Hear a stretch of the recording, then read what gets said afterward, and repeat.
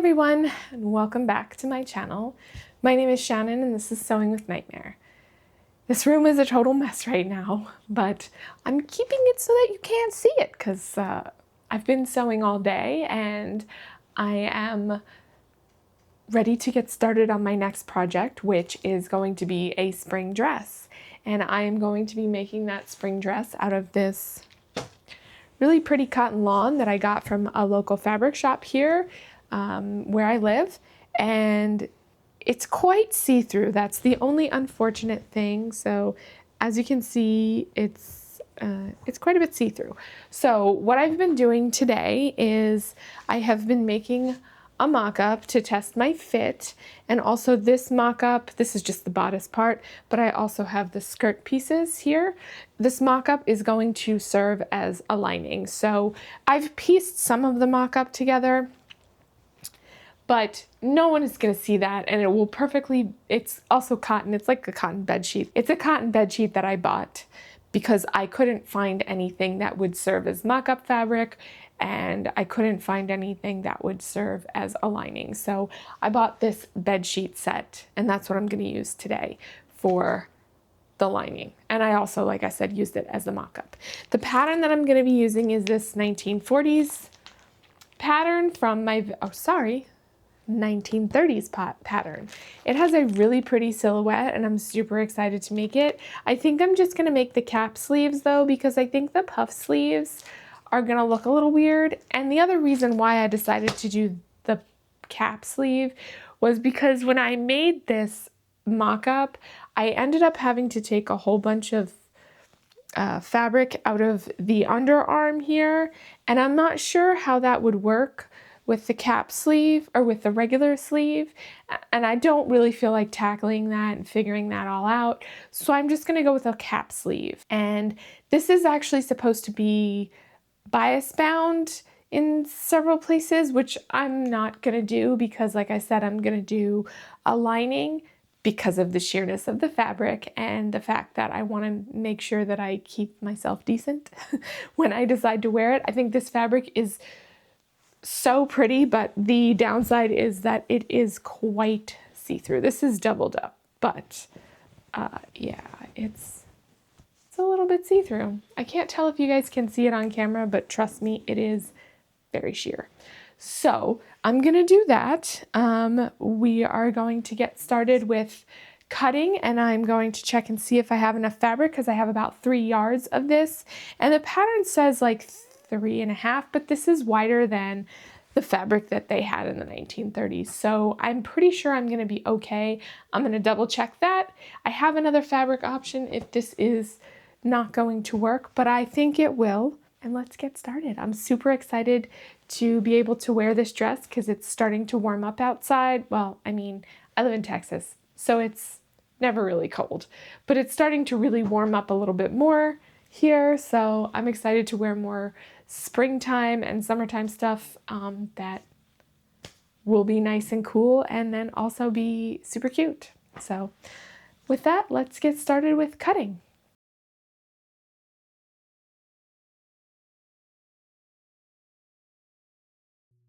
So editing Shannon here.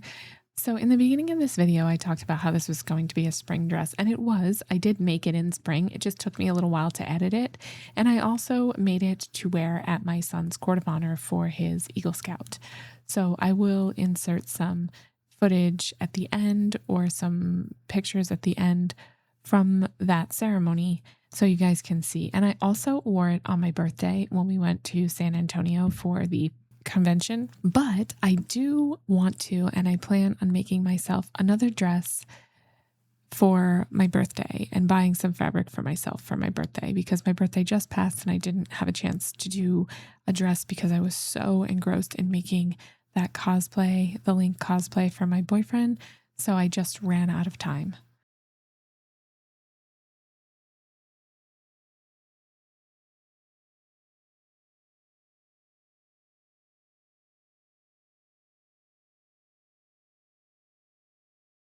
So just some information about this dress while I am doing the cutting here.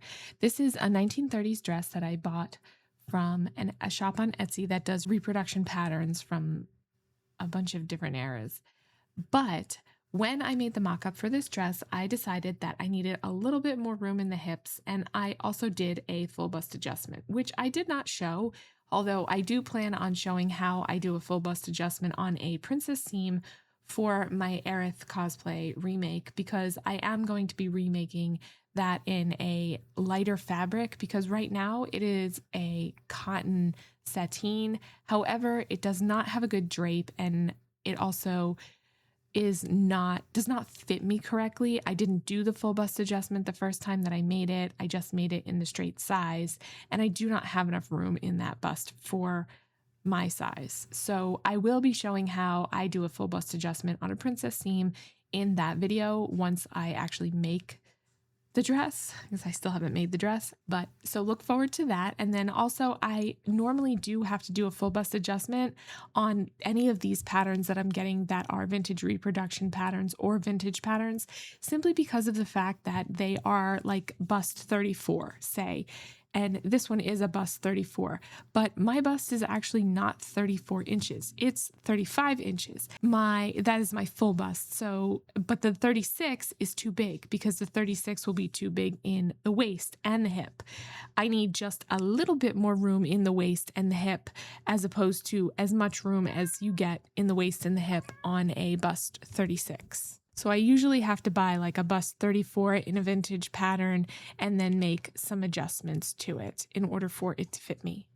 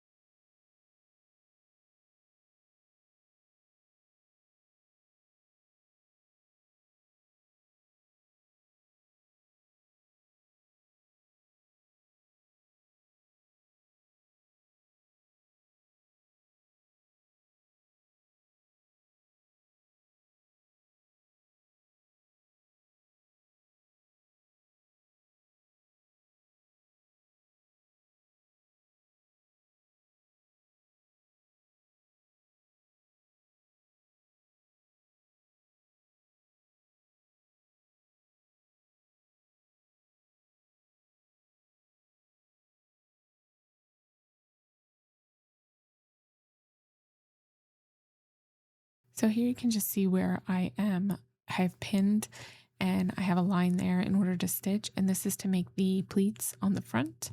And then I'm going to go ahead and stitch those down with the sewing machine.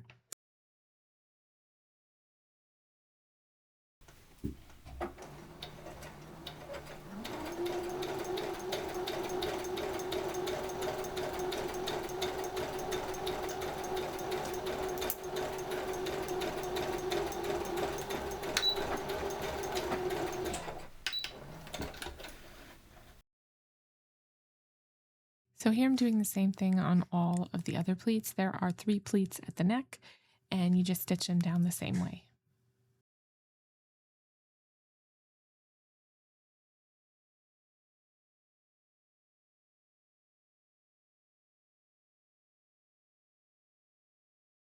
So in this clip, I'm making the gathering stitches, 2 rows of gathering stitches along the bottom of the bodice here. There is no darts in this, just the gathering stitches along the bottom, and on the top there is some pleating detail. So in this clip, you can see that I am sewing together the 2 front pieces of the skirt. So this dress has a center front and a center back seam, and it opens on the side. So you have to sew these 2 panels together, and then it is sewn to the bodice next. And since this is a 1930s pattern design, the way they have you do that is slightly different from how we would do it today. You top stitch along that point, and it actually makes it so much neater and so much easier to create that point than modern patterns today have you doing it in a much more difficult way. And I quite preferred this, and I thought that this was a lot easier to get it to lay perfect and have the point look just right.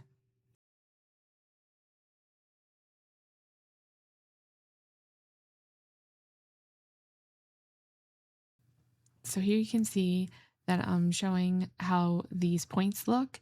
And then I also hold it up to myself to see just kind of a general fit. I already know that it's going to fit because I made the mock-up, but you can see here what the points look like on this dress just as it's held up on top of my clothes. And you can see that the points look so much sharper and so much nicer than it would come out if you used a modern method of stitching it. So, like I said, I definitely prefer this way of doing it because I think it makes it look much better. So here in this clip, I'm stitching some twill tape in place to reinforce that opening, that V in the back there. That's like a design feature on this, and also so you can get your head inside of the dress because it opens on the side. And this will just help to reinforce that V and make sure that it's not going to rip or tear. And I took this method from the use of the twill tape in the Magic Pants. So here I'm stitching together the center back seam in the skirt.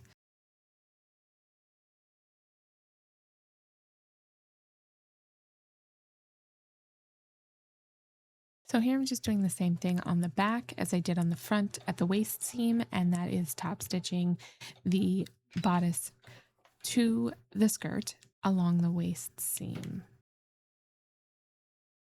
So here I'm just doing the same thing that I did on the bodice front to the bodice lining, where I'm top stitching the skirt and the bodice together at the waist seam.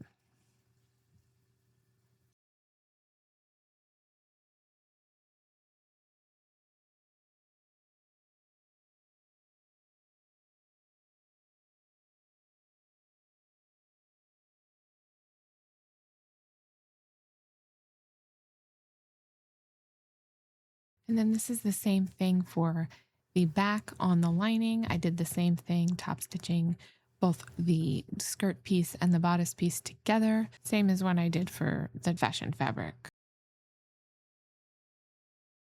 So here I'm joining together the two shoulder seams on the fashion fabric.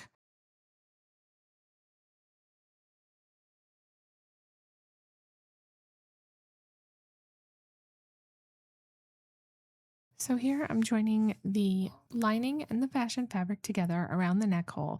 And at first I thought maybe I was going to burrito the side seams, but I don't do that because I think I ended up having to hand stitch them simply because of the fact that I had to put the sleeves in. So you can use the burrito method if you were doing something that was like sleeveless. So I guess if I had kept the sleeves off, but since this has like a little tiny cap sleeve, I didn't do it that way. And I honestly can't exactly remember how I did it other than hand stitching the remainder of the lining in place after I put the cap sleeve in because there was really just no other way to get it to be finished.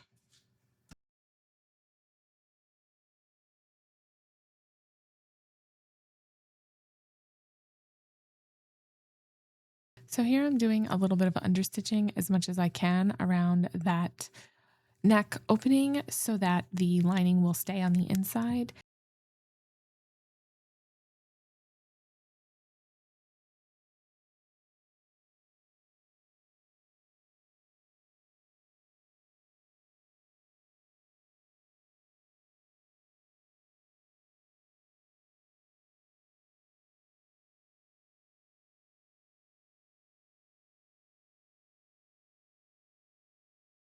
So now I'm going to stitch together the right side of the dress. So the right side as worn of the dress, both the lining and the fashion fabric. Sorry, my brain wasn't working. So the lining and the fashion fabric, and then because I chose to do like the cap sleeves, I'm going to have to finish off the sleeves by hand with the lining because I'm going to have to put the cap sleeve in first, then finish off the lining by hand, which is not a big deal. It's just some slip stitching. So I'm going to do that really quick on the right side of the fashion fabric and the right side of the lining. Stitch those two together and then we'll see what it wants me to do next. So I think my camera died and I only got stitching together the side seam of the lining here.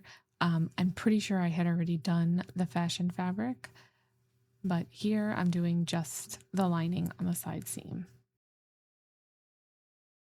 So here you can see that I am putting the button placket on the dress, and you can notice that it is not the same button placket that I originally cut out. And the reason why that is because when I cut out the button placket or the button facing or whatever piece this is, originally I cut it out going in the wrong direction with the curve going in the wrong direction.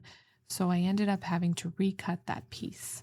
So that's why it is in a different color fabric, but it matches pretty well, and that's just a quilting cotton.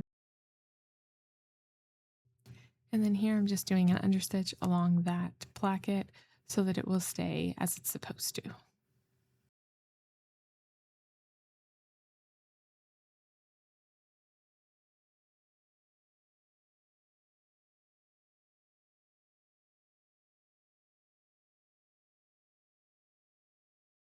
So here I'm stitching down the other piece on the opposite side of that button placket or the button guard, either the button guard or the button placket. So this is whichever one is on the other side. And this piece gets stitched into place, understitched and stabilized. And then I believe it gets hand stitched. So for this particular project, I did not record any of the hand stitching that I did. I did all of that off camera, and there was a lot.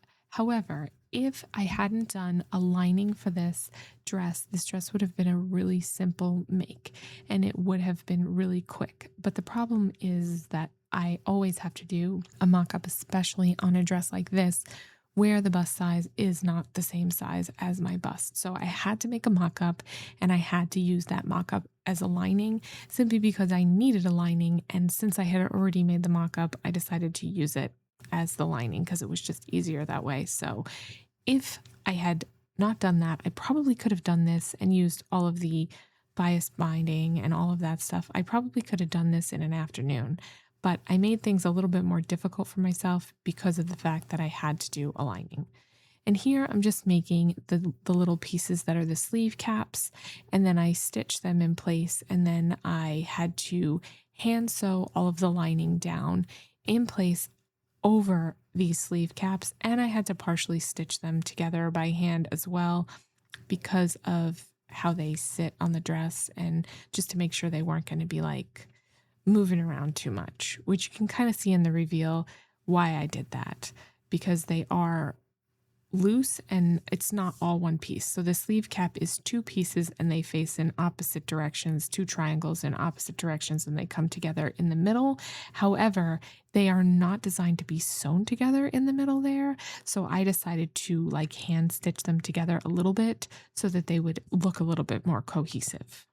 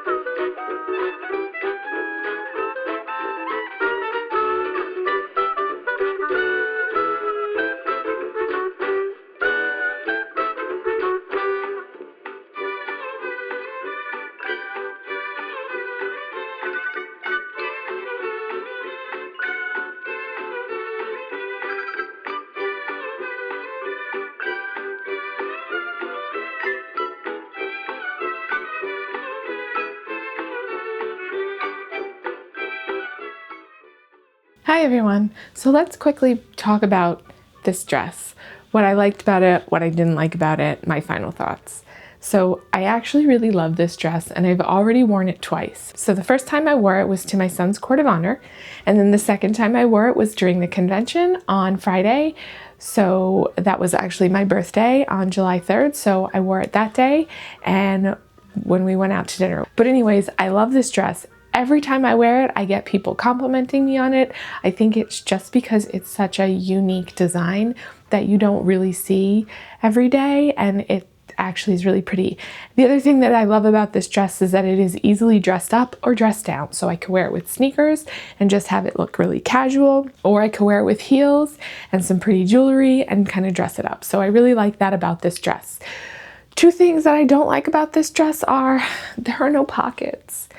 And if I'm being totally honest with you, I have no idea how I would put pockets in, because this is a side closure and there's buttons, and I don't know how you would insert a pocket where there's buttons or a button closure.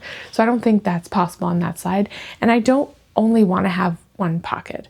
So that's one of the things that I don't like about it. The other thing that I don't like about it is that I put interfacing in the button placket and the button guard, and it bubbles. So I think I need to come up with a better solution for how to stabilize that. And I don't know if I would be better off using like a sew-in interfacing or a lighter weight fusible interfacing. It's just something that I have to experiment with, because a lot of times when you use even just a medium weight interfacing and then you wash it, it bubbles. So that's something that I can see and bothers me, but nobody else is going to see. But all in all, I'm really happy with how it came out, and I will probably make it again in a different fabric at some point, because while I love this fabric, it is a little stiff. I think it would do better in like a rayon or a drapier fabric or something like that. And cotton lawn is still pretty lightweight, but I think it would look even nicer in like a rayon. So stay tuned. Maybe I'll do that at some point.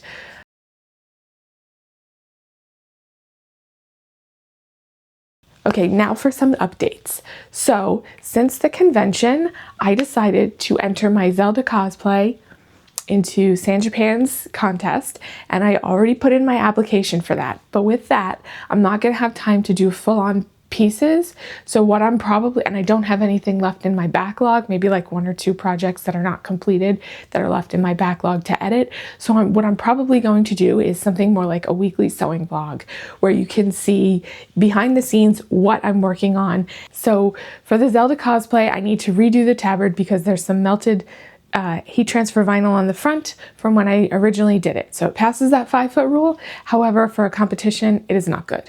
I need to do the tiara. I'm waiting to order the EVA foam. I have to just order some really thin EVA foam and then create that. That would be probably super simple. I want to make the decayed master sword for the stage, because you're supposed to do like 3 poses, and for one of the poses I want to be holding the decayed master sword up, so I have to have that, and I want it to be a prop that I've made. I'm currently working on making the sandals, so I have started on one of them. This is the base sandal. I took the other one apart completely. I ripped these pieces off and I patterned the sandal on my foot myself. So I'm doing all of that with leatherworking, and I have started basically the other one, the right one is my example to see how it's going to work. So that is in progress right now. I'm almost done with the first one. So that will be part of my weekly sewing vlog or whatever for that. So that's the tabard, the tiara, the sword, and the sandals. So those are the 4 things that I have to make for it. I also want to make a belt and a belt pouch to go underneath the dress so that I have some place to put my phone because I don't have any place to put my phone. There are absolutely no pockets and I don't want to carry a bag. And then I also want to make a strap that will go on that belt for the sword to go on so that I can carry it on my person and not have to be holding it the whole time.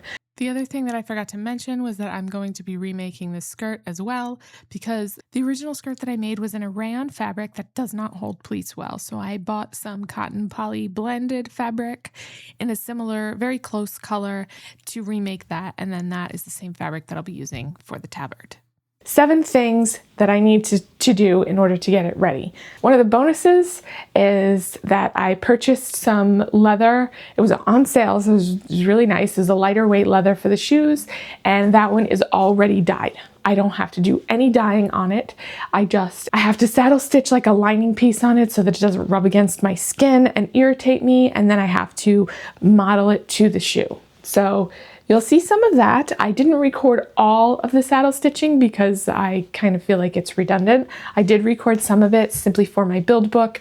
I also have to do the wig. So I did order a new wig because that wig, even without even on the loosest setting with the straps in the back, it's actually just too tight on my head. So I ordered a wig that has a little bit bigger of a wig cap to begin with.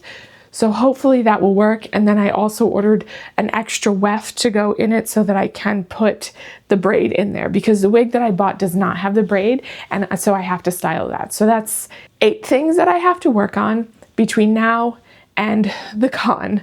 So it feels like a lot, but most of those things are small. I already did some of the jewelry, so I didn't have the bracelets, and these are not the exact color of what she actually wears, but it's as close as I could get, and it matches the aesthetic. So I did those. I just have to do the anklet, and then I'm totally done with the jewelry. So a lot of little things with this project just to get it up to competition level, I guess. I still only entered into novice because I still don't feel like I'm quite at the journeyman level yet. I think that while this is a more complex piece simply because of the corsetry and stuff that I did for it than my boyfriend's was, I still don't feel like I'm at a journeyman yet. So this is a much bigger competition, so don't expect to win anything. Winning would be great, but again, I really am only doing this to see how my skills are, like to measure myself against other people. I'm okay with not winning. I'm definitely not going to cry about it. Winning is always a bonus and always awesome, but I feel like I'm mature enough to totally just take all of the constructive criticism and say, okay, this is what I need to do for my next cosplay. So that being said, I will see you guys in my next video where you will see some of my process and what I'm doing kind of behind the scenes with this cosplay, and I hope to see you guys there. If you like my content and you want to support my channel, please like and subscribe. I also have a Ko-Fi if you want to send me money directly. That would always be appreciated. But I will see you guys in my next video, and thank you so much for watching.